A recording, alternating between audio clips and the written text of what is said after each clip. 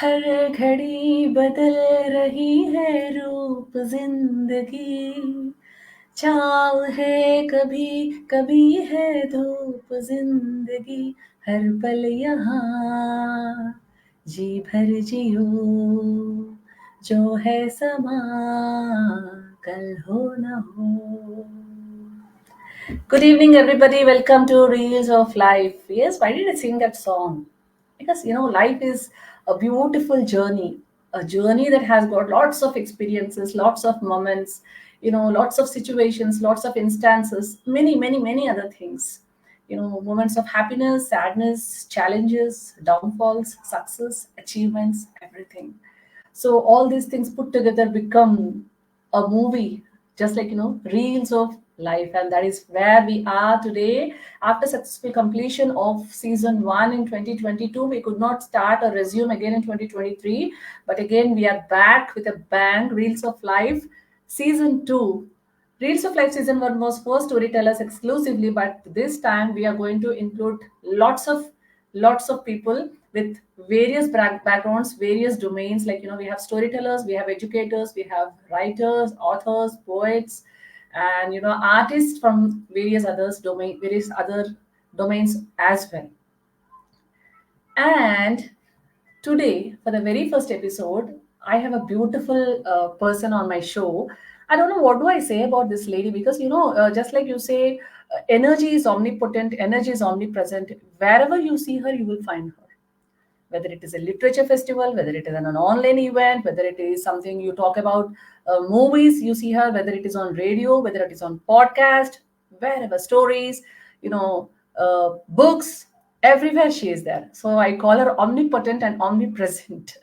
She hears stories in almost every conversation, as she believes this is the way to enter into the creative world, and she believes that storytelling is an art form with impact in every aspect of human life.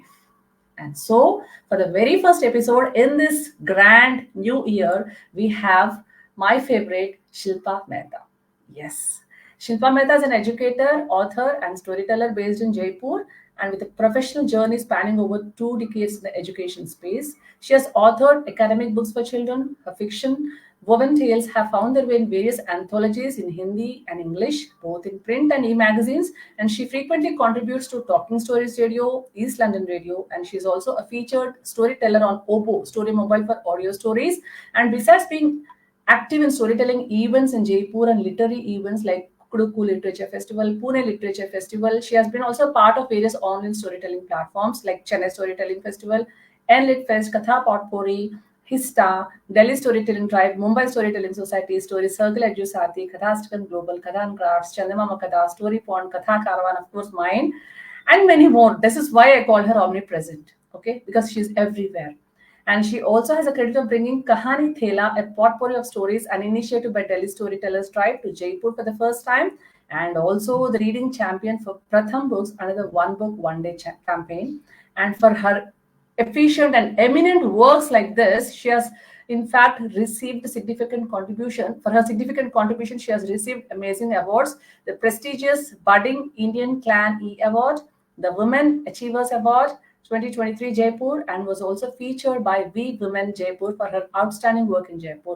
And through her narratives, she continued to empower, entertain, and enrich the lives of those who have the privilege of experiencing her stories. Oh my God, it is so magnificent. It would take me, something days together to understand what she does. So, without further ado, let us welcome Shilpa Mehta onto the stage. Hi, good evening, Shilpa. Hello, namaste everyone. Thank you, Rohini, for such a beautiful introduction, and thank you so much for inviting me. This is lovely, lovely to have you on our show. The first episode in 2024. It's a grand opening, a grand beginning for Reels of Life again. And Shilpa, it starts actually like, I was always wanting to ask you this question. You were an educator for over 20 years, and today we see you as an established storyteller, author, podcaster, much more. So, what's this transition? Can you share your journey? Yeah, so I was into education space for almost 2 decades, and after that, I decided to quit my job and I started writing academic books. Well, Then again, I slowed down a bit. And now my journey. Well, I was introduced to this universe of oral storytelling by my parents at a very young age, especially by my father.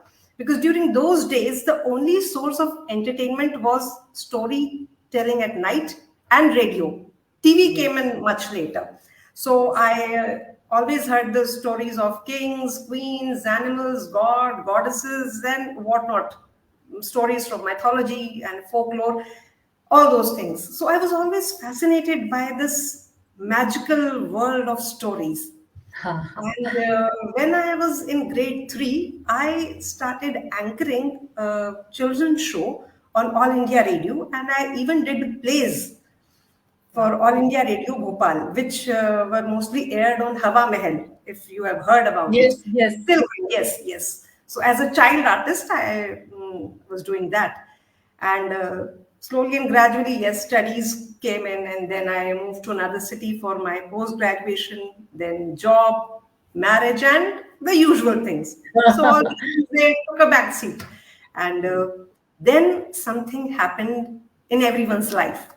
Yes, COVID, when the whole world came to a standstill. And at that time, I had quit my job and I had finished writing two sets of academic books and I was just relaxing. So, this COVID, when it came, it gave, you can say, when the whole world came to a standstill, this came to be a point where I sat and I reflected and I paused for some time. And then one day, when I was just scrolling, I came across this storytelling uh, show, and I thought, why not enroll for it? And I just sent my entry, and I was selected.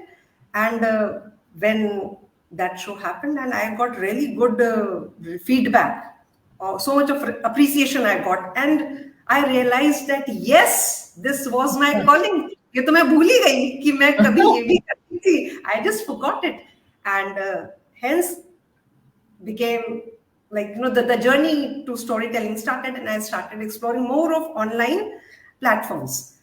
And it was around the same time, I think I should say, that COVID was a blessing in disguise for me at least.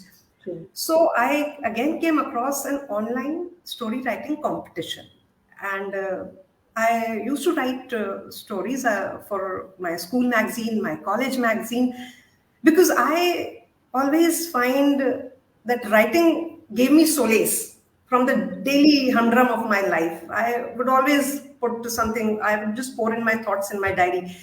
So I just थोड़ा सा एक story को ठीक ठाक किया and I sent my entry, and out of 200 entries only 50 was selected and I was one of those. And the first book which was published is this, and Okay. this has got a compilation of Hindi and English stories. So this was the first book which got published, no, a fiction. It's So a then, baby. It's a baby. yes. So then all the stories which were lying in my diary, they slowly started taking shape, and I started looking for more of online writing platforms as well. And hence started the journey of a writer, I would say. And then my stories, both in Hindi and English, got published in various anthologies. So the baby steps which I took in 2020, slowly and gradually, they paid off in 2023, and now I'm pretty much satisfied. And so you can say it was around COVID, both the storyteller and the writer bloomed. Yeah, that's really amazing to know. It's so beautiful. And in fact, as you said, yes, COVID, in fact, has been a blessing in disguise to many, to me as well. It has given us the space to think and to revisit and to, to look within. So that has Yes, brought out the actual calling. We could hear, we could listen to what our, soul was speaking to. So yes, lovely. yes. It's so It beautiful. really gave us time to pause and Yes. think. Yes, And very if you nice. want to change the course of your life, so yes, it gave us sufficient time, I would say. Exactly, exactly. That's so beautiful. And Shilpa, you were an educator, you used to teach graduation and post graduation students. And also, did you ever use, because storytelling was something there within you, it is inherent within you. So, did you ever use stories or real life examples in your teaching and all? And how did you use? Yes, I think I have always used storytelling as a tool. I was, well, as far as the practical subjects were concerned, okay, that was done. But as far as the subjectives like economics and entrepreneurship, these two subjects, which students do consider as very dry and boring subjects. Yeah, yeah. So, to make it interesting, I always used to put in some movie dialogues or some story to make it interesting. I mean, even for something like law of demand, I would just cook up a story to make it sound more interesting, and then then that's how it became more interactive.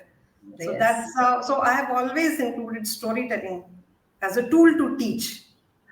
In fact, that goes and sits in the minds of the children. It is like, you're creating something visual, a visual image in their minds, and they will Yeah, stick to the particular concept pretty well, right? yes, yes. And I always use the current things like NL. something like market competition. So I use the example of Maggie and Top Raymond. So Mm-hmm. it was always there. तो उनके Yes, दिमाग में बैठ जाता था कि बस हाँ यही है concept. Yeah. lovely.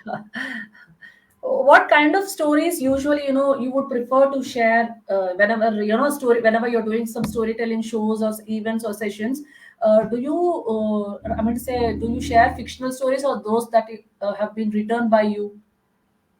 Well, my genre includes everything. I tell inspirational stories, folk tales, and fables like from Panchtantra and Aesop's fables, then mythological stories from India and around India.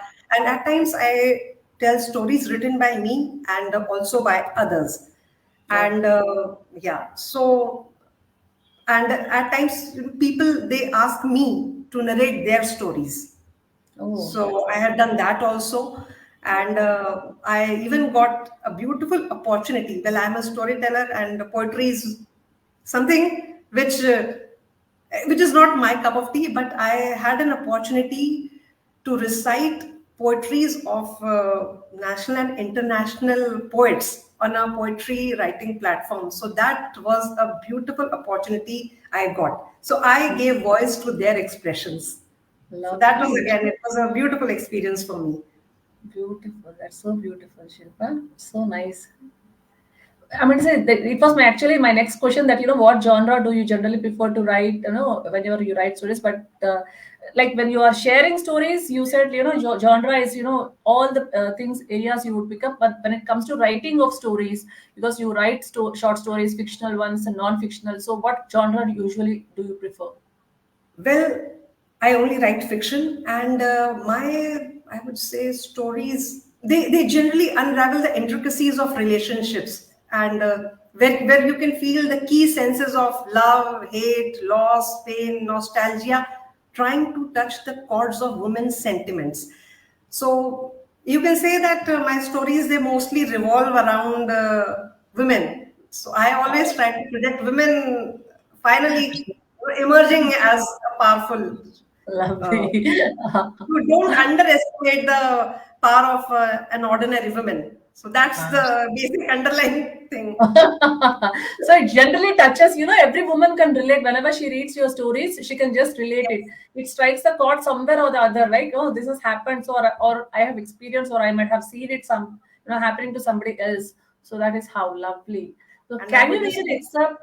Can you read yeah, an excerpt from any yes, of your I favorite? definitely read an excerpt from my story, and I would just add once when I had written a story, I just got a message from someone that you have changed my outlook Why? towards, and I was like, speechless. I didn't know how to react. It's such a simple story, That's why I always say that stories they have the power to change the world. You don't know, but Yes, what you say might touch the chord of someone and yes, give that person the courage to take the step True. to change their life. So Very that true. was something which stayed with me, and that gave me that push to keep writing. Amazing, amazing. That's very right. That was something I still cherish. So, and this story, which I had written, so the basic theme was that a man and a woman can be friends. You can have platonic relationship as well. And it's not necessary that if you have stayed with someone, like with your husband, for many years, and he knows you very well, but a few moments of togetherness spent with someone, and you can open your heart to that person. So Hmm. this was the underlying theme. So I'll just read. So, and this story is called A Silent Bond. So this was a silent bond between the two people, a man and a woman. The woman was married. Okay.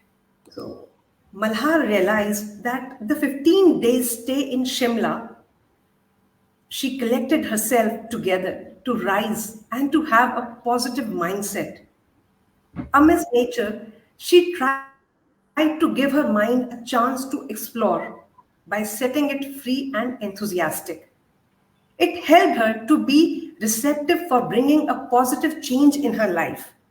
All her dreams were sacrificed, her desires curbed, and she suffered in silence. She was just expected to spend her life for the family, carry forward the lineage without any respect being conferred upon her. Her dedication, sacrifices, compromises were taken for granted. Malhar tried his best to encourage her to fight against the ordeal of pain and tolerance. But she knew it would not be an easy task to stand for herself because her husband will always find a way to make her feel less about herself.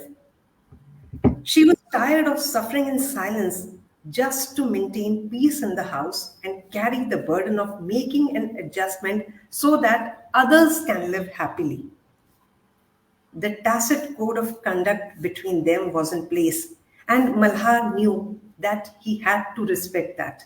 So, it was just 15 happy days of meeting every year and no contact later.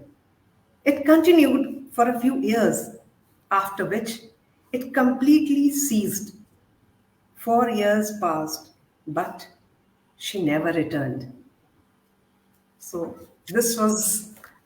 I want you to continue actually. This is so profound and so deep. I really want you to continue. And where is this published? This story, Shilpa? This story, I'll just share the link. Yes, It's, please. yeah, I'll do that. I'll just put it. Yes, yes. You Yeah, please share the link so that we would buy a copy of it, and I yeah, want to read the complete story. It is yeah. really, I'm going to say the few lines you read, but still, it is. I could feel that. I could feel that.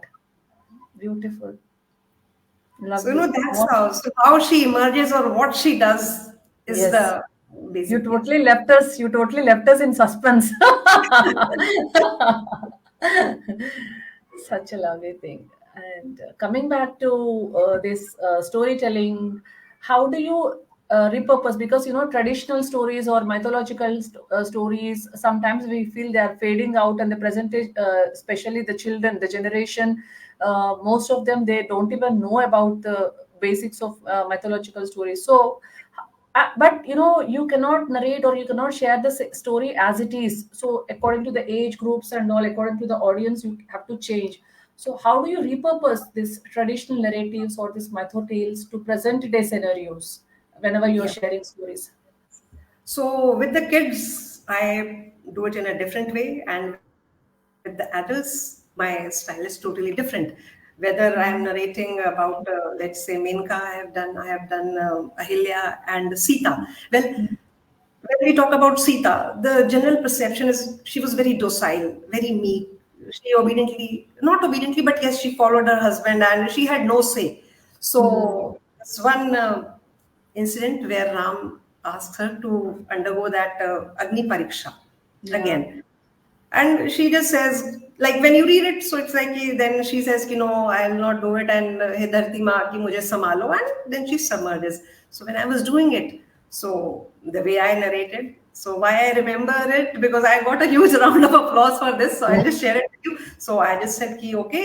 So then the Love and Kush, they were standing there, and when Sita came, and then she said ki, "Oh Ram, these both are your kids." And so Ram was like, he was so happy, and he just hugged both Love and Kush, and then he said, "Oh," and even she was just stepping forward so that he could also embrace her, and then there would be family, a happy family once again. But Ram just said, "No, no, no, you have to give Agni Pariksha again."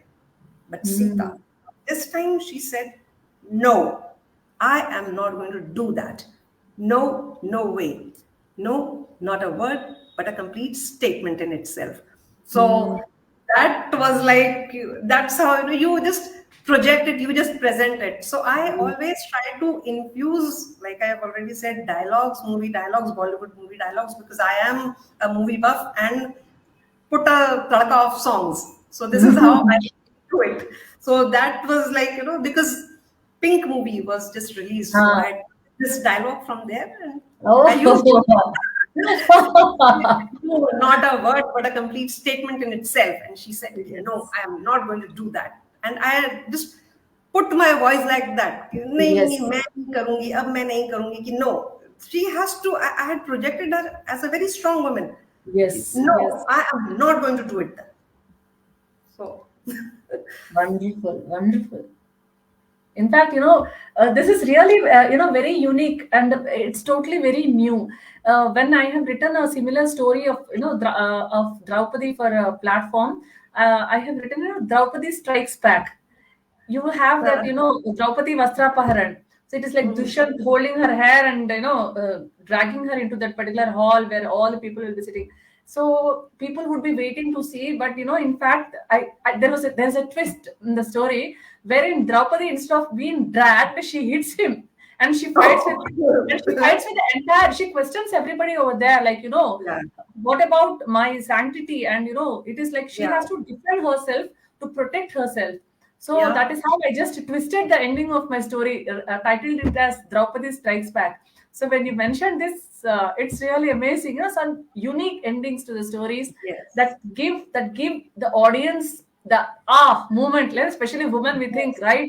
This is women, what yes, we yes, are. yes. That's right. I've done this with Mandodari as well. So rather Ah, than sulking her, she was like happy, and Ravan was surprised. So then she said, "Ki, no, now self love." yeah, So self yeah, love. why, It's why very should I sulk? And she started taking care of herself. And so Ravan got a bit jealous कि ये कैसे खुश हो सकती है? How is she happy? Has she found someone else?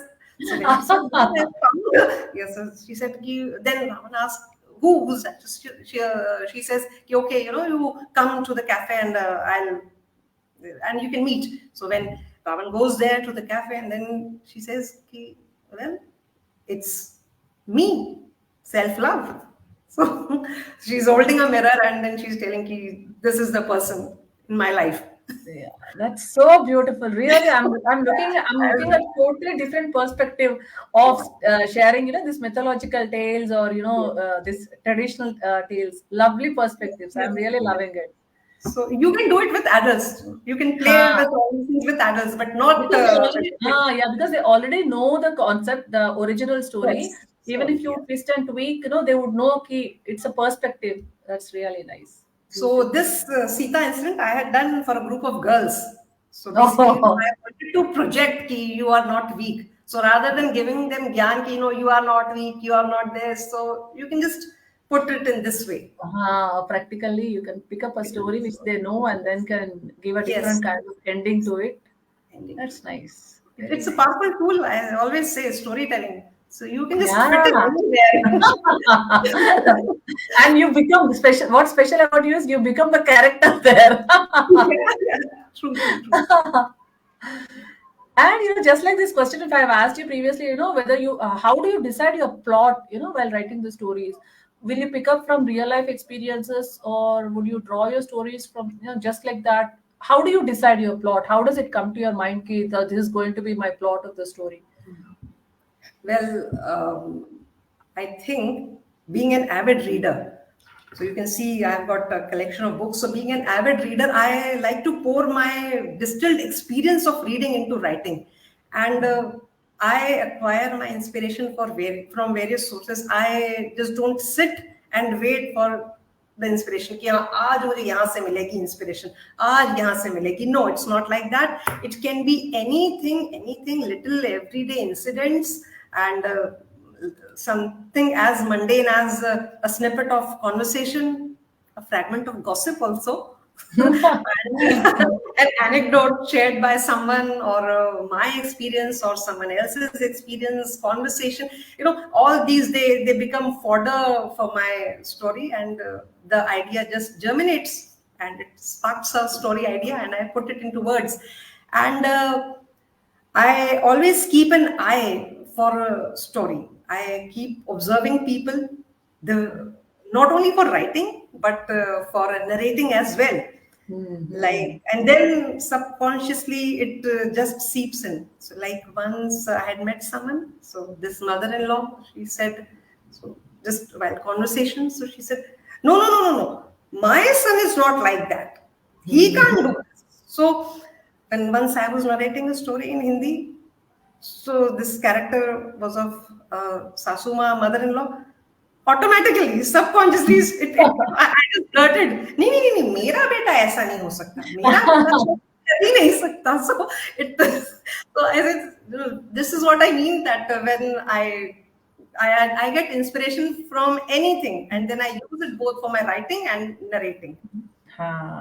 So, you keep your mind open for, Yes, accepting or inviting everything that comes from yes, around you. That's so wherever. good. Yes, That's so lovely. That's so lovely. That makes you, impromptu, storyteller or a writer, because, you pick up things, you absorb them, assimilate them, and, and the words, you just put them on the paper, so it becomes beautiful. And later on, you have to, extend it or elaborate it, detail it, give it a yes, proper shape and all. That's all like a great thing. yeah, you can do that. And Shilpa, do you watch movies? Oh Why am I yes, asking you these I'm a movie questions? buff. Yes, absolutely, absolutely, movie and music buff. Yeah, because I got to know that you are doing or you did a program on Bollywood stars. So can Yes. we know exactly what it is? Well, again, it was like I did a solo show where I did my stories, narration of my stories. So it was on that platform itself that they were doing this Bollywood show. So wherein you were supposed to talk about that star, Bollywood star. So I just loved the concept, and I thought, why not? So I just jumped into that, and so I've done on all my favorite stars, right from Gurudat, Madhubala, Vaida Rahman, Sanjeev Kumar, KK. So, and I really enjoyed it, and I got really good response. So this was something, okay, besides writing and all those things, जो मुझे Yes. पसंद है वो भी साथ में कर रहे हैं. Yeah. Was it audio or a video series? Video. It's a show. It's a talk show. My, so much, Yeah. so beautiful. So good. So And how even do you how do you gather the information of these people? Like, you just read, research. yes, I do. Yes, a lot of research goes into it because you just cannot say anything, Hmm. isn't it? Because these people, they have got, they are public figures, so you just can't Yes. say anything. You have to do proper research on them. Exactly. Exactly. Very right. So rather, that is more time consuming than writing a story. Yeah, because you just can't speak whatever you get on your mind, right? So it has Yes, to yes, have a proper base. It has to have a proper yes, yes, proper. factual data. Yes. Exactly, like how Gurudat discovered Wahida Rahman. So, हाँ. the whole story behind it, then why Devanand and Gurudat, what happened, कैसे एक दूसरे की movies में आए, so beautiful things behind it. You should continue that. You should continue that along with I this. am, I am. I was again there in their next season, and probably this Lovely. month also I would be there. So let's Great. see. We would be waiting. We would wait for Yeah, that definitely. to watch and to listen as well. Yeah. Lovely. And when it comes to storytelling or story writing, how do you measure the impact of a story on your audience? Oh, this is a beautiful, beautiful question. Well, I think when you are doing it online, so you cannot measure it. But this in person, and I'm telling you, Rohini, it's altogether a different experience, altogether a different experience, a different vibe you feel. So I like when I'm doing it for the kids, so I generally let them explore the hidden facets or the lessons from the story. Hmm. But when I'm doing it for adults, I think I let them draw their own meanings from my stories. And when I see that click of the audience, be it like a nod of a head or just a smile, and it really makes it all worthwhile because it says that I know what you are talking about, or I have felt this way too. And at that moment, I am not alone. I am just not alone because I have expanded beyond skin to meet the other person where they are. So that's why I strongly believe that stories, they not only entertain, they not only enrich, they not only educate or motivate, but they also have the power to inspire, to heal, and they have the power to change the world by helping Yes, people to find their voice. So yes, it's yes. it's a fine art and a beautiful tool. Beautiful tool to connect Yeah. with people directly, with their minds, with their hearts, with their souls. And to make a positive social change as well. And it Yes. can do wonders to both, like you said, to body or mind or soul, I would say. Yes, yes, lovely. It's a kind of therapy. I sometimes feel, whenever I'm listening to stories or whenever I'm sharing stories, it's a kind of therapy that, voluntarily it happens to us. We feel Yes. so rejuvenated and so refreshed. Even if we narrate stories for an hour or two or three, we never Hmm. get tired. We never feel bored. Yeah. We feel refreshed, and the more you share, the more we feel like sharing and sharing again. Exactly. That's Exactly. the And beauty of stories. of story, true. And I think bringing a difference in the lives and empowering others through my stories is my vision and mission, I would say. Amazing, Shilpa. Way to go, way to go. Really, we would really look forward to see you. And already, I've been seeing you. I've seen your, your graph. It is so beautiful. And one day, I wish you to, soar up high like a star and, inspire many people, many newcomers, and, in the field of writing, in the field of storytelling, and many other things. That was a lovely evening. But before we end, we would love to listen to a beautiful story from you. It's been a long wait for all of us. Oh, yes. So today I'm going to share a folk tale, and it's called Three for Free. Oh Yes, you heard it my. right. Three for free. So long, long time ago in a village, there came one day an old man who's wearing tattered clothes and a tattered hat. His beard was white as snow, and he was carrying a basket on his back, which was as tattered as his clothes. And he came to the village square, kept his basket, and called out, "One dumpling for 1 cent, two dumplings for 2 cents, and three for free." Yes, you heard it right. Three for free. And the villagers who were passing by were surprised. Oh, three for free? Is he trying to con us? Is he some con man? They went to the old man and they asked him, "What did you say?" So he said, "Well, I'm selling these dumplings, and it's one dumpling for 1 cent, two dumplings for 2 cents, and three for free." Well, the villagers were a bit skeptical and they didn't buy anything. But you see, the big head worm, oh, he just couldn't resist the aroma wafting from that basket. So he went to the old man and asked for one dumpling. He took it and put it in his mouth, and it just melted in his mouth. And he asked for one more. He took it and put it in his mouth, and delicious. But you see how humans are. He didn't want to pay. So he just asked the old man, well, if I take one more, then I won't have to pay? Yes, yes. If you take one more, you don't have to pay. So fine, you give me one more. Although Wong was full, but well, he didn't want to pay, so there's no harm in having one more. So he gobbled one more and burped. Delicious dumplings. I have never had such delicious, yummy dumplings. And he walked away without paying. Seeing this, all the villagers they gathered around the old man, asking for not one dumpling, not two dumplings, but three dumplings. And soon his basket was empty. The old man, he left from where he came from. And the villagers who didn't get the dumplings were a bit disappointed. Well, the next day, same time, same old man, same way, and the same place.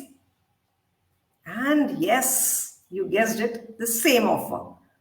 He came there and he called out, one dumpling for 1 cent, two dumplings for 2 cents, and three for free. And the moment the villagers heard, they all gathered around him, and soon his basket was empty.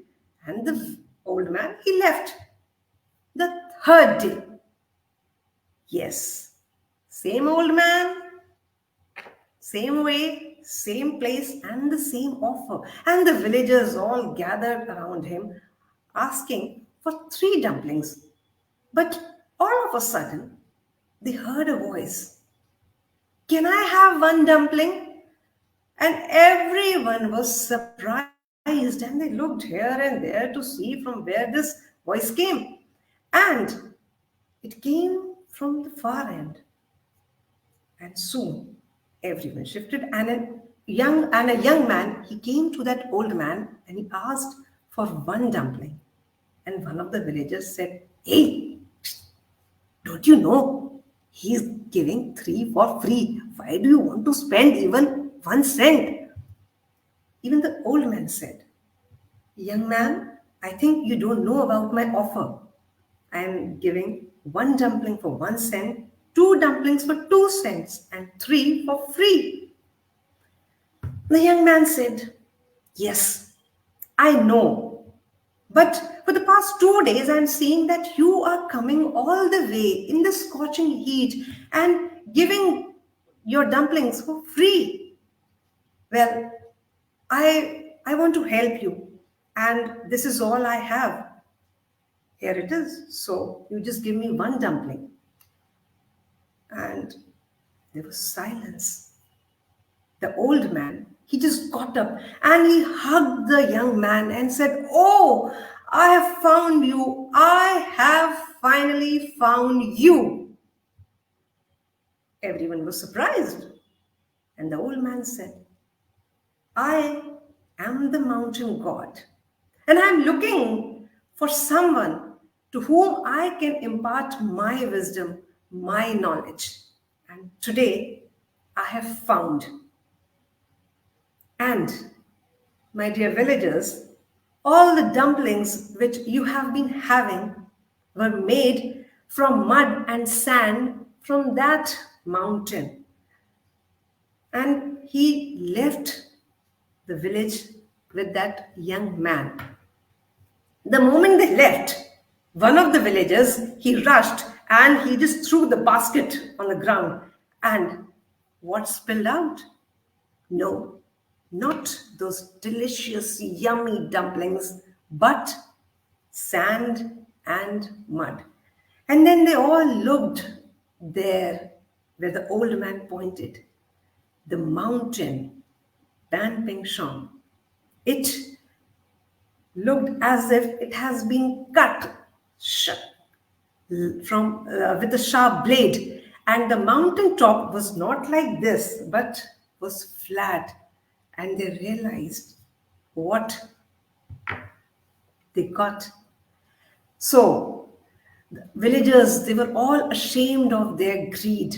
And my dear friends, it is said that even today, that mountain, Ban Ping Shang, still stands there as a sign of the greed of the villagers. So that's the story, three for free. And I know that next time when you are going to see such an offer, you are going to think not once, not twice, but three times before grabbing such an offer. Thank you. That was lovely. Such a beautiful story. I am hearing this for the first time. I haven't heard this before, and you narrated it so beautiful. And I was just staring, and with a big smile on my face, and watching like what is going to happen next. And that is such a beautiful story. And your choice of words and your narration style was, as usual, most amazing and beautiful, Shilpa. Thank you so much for being on my show, the first episode of Reels of Life, and spending your time with me, sharing your insights, sharing your journey. That has been really beautiful, really wonderful. Thank you so very much, Shilpa. Thank you. And in the end, even I would like to say that storytelling has given so much to me, and there is no greater joy than being able to do what you love. So, my dear friends, as I always say, stories are everywhere. All you have to do is just see them, feel them, relive them, and celebrate them. So let's Love. celebrate the stories. And thank you Yeah, so much. Thank you, the lovely audience who have joined today. And thank you so much, Rohini, for inviting me on your show. And my pleasure. yeah, And the takeaway is let's celebrate stories. That's a beautiful takeaway from the show. yeah, Thank you so much, audience, for your love and support. And keep watching Reels of Life. We would be joining again in the month of March with another amazing person on the same at the same time on the same show. So till then, stay tuned. And this is Rohini Jayanti signing off. Thank you so much. Bye bye. thank you. Thank you so much.